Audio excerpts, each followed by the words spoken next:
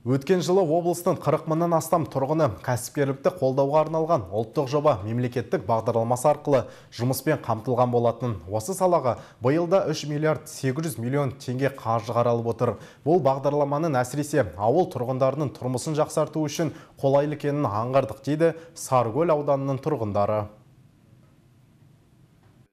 Сарыкөл ауданының тұрғыны Александр Деменчук жеке кәсібін ашуды біраз жылдан бері жоспарлап жүрген болатын. Алайда ойға алған жоспарын іске асыруына қаржы жетімсіздігі кедергі болған еді. Ол өзінің бұл мақсатын мемлекеттік бағдарламаның көмегімен ғана іске асыра алғандығын айтады.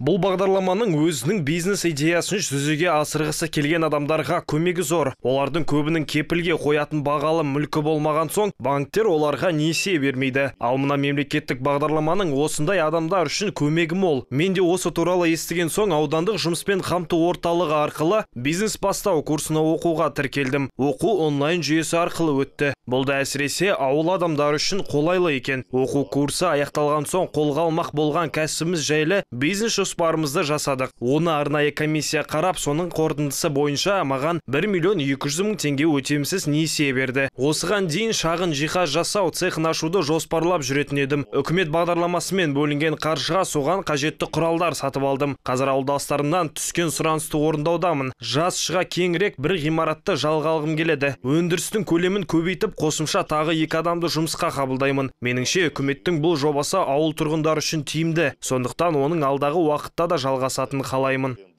Былтыр бұл ауданның 14 тұрғыны мемлекеттік бағдарлама арқылы бөлінген қаржылай қолдаумен жеке кәсіптерін ашыпты. Оларға осы 17 миллионнан астам өтемсіз несие берілген болатын. Бұл жұмыстар биыл жалғасатын болады дейді сала мамандары. 2023 года по вопросам участия в программе Кәсіпкерлікті дамыту жөніндегі ұлттық жоба бағдарламасы бойынша ауданның 1002 тұрғыны жұмысқа тұрғызуды өтінді. Нәтижесінде өткен жылы барлығы 1047 адам жұмыспен қамтылды. Олардың арасынан 61 адам тұрмысы төмен отбасы мүшелері. Биылғы жылы барлығы 282 адам жұмыс сұрап келді. Былтыр 22 адам бизнес бастау курсында онлайн жүйе арқылы оқып шықты. Биылда 38 адам оқымақ. Жұмыс берушілерден түскен сұраныс бойынша былтыр 8 адам жұмысқа орналасқан болатын. Жұмыссыз адамдарды қысқа мерзімді курстарда оқытуға 4 миллион 150 мың теңге қаралды. Былтыр ауданымыздың 14 тұрғынына 17 миллион 154 мың теңге өтемсіз несие берілді. Өткен жылы әлеуметтік жұмыс орындарына 18 адам жіберілді. Биылда 17 тұрғын осы салада жұмыспен қамтылмақ. Жастар тәжірибесі жобасы арқылы былтыр 21 жас маман жұмысқа орналасқан болатын. Биыл бұл салада 25 жас маман жұмыспен қамтылмақ. Қоғамдық жұмыстарға 164 адам тартылған еді. Биыл 64 адам жұмысқа орналаспақ. Ағымдағы жұмыс орындарына өткен жылы барлығы 758 адам тартылған болатын. Биылда осы сала арқылы 731 адамды жұмысқа орналастыруды жоспарлап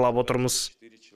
Алға қойған мақсатымыз үкіметтен халықтың тұрмысын тұрақтандыруға қаралған көмекті ұтымды қолдана білу. Сол арқылы тұрғындар арасында жұмыссыздықты шектеу дейді сала мамандары. Алия Құлтанова, Қаблахат Сейдахмет, Руслан Жабаев, Қостанай телеарнасы.